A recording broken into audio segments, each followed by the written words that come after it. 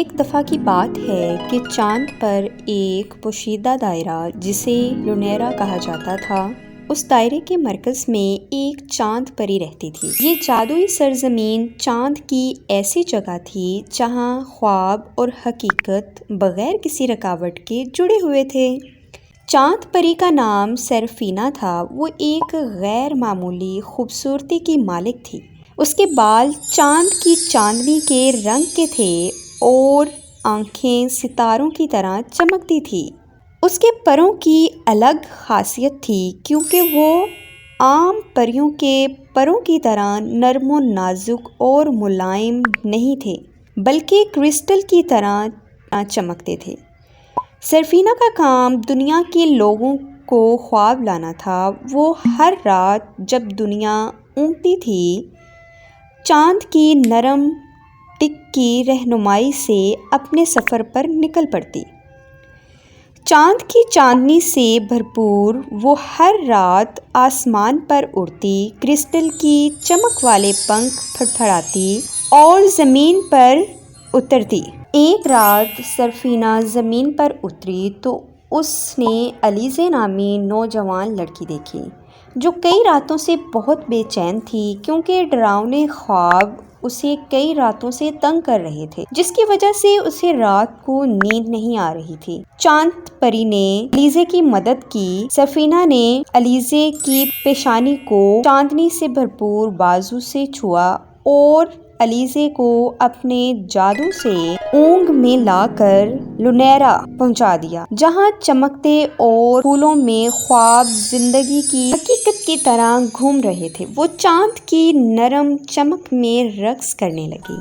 اس کے ڈراؤنے خواب صبح کی دھوپ میں دھند کی طرح لونیرا میں بکھر گئے۔ جیسے جیسے صبح ہوئی، سیرافینا الیزے کو دنیا میں واپس لے آئی۔ نوجوان لڑکی بہت پیاری مسکراہٹ کے ساتھ بیدار ہوئی۔ اس دن سے اس کے ڈراؤنے خوابوں کا خاتمہ ہو گیا۔ وہ خود کو بہت ہلکا محسوس کر رہی تھی۔ سیرافینا کئی راتوں تک الیزے کی نگرانی بھی کرتی رہی، اس بات کو یقینی بنانے کے لیے کہ اس کے خواب پرامن ہیں۔ سیرافینا اسی طرح ضرورت مندوں کی مدد کرنے کے لیے زمین پر آنے جانے لگی۔ ایک گمشدہ مسافر کو رات بھر گھر جانے کی رہنمائی کی، ایک تنہا بوڑھے آدمی کو خوابوں کے ذریعے سکون پہنچایا۔ جیسے جیسے وقت گزرتا گیا، سیرافینا کی شہرت دور دور تک پھیل گئی۔ یہ خبر پھیلتے پھیلتے ایک طاقتور جادوگرنی تک پہنچ گئی۔ جادوگرنی اپنی جادوئی گاڑی پر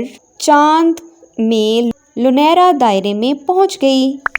سیرافینا نے اپنے جادوئی چھڑی سے وار کیا، لیکن جادوگرنی کو پتہ تھا کہ سیرافینا کی جادوئی طاقت بجلی سے کم ہوتی ہے۔ اس نے جادوئی گاڑی سے بجلی والا جادو کیا، جس سے چاند کی پری کو جھٹکا لگا اور وہ بے ہوش ہو گئی۔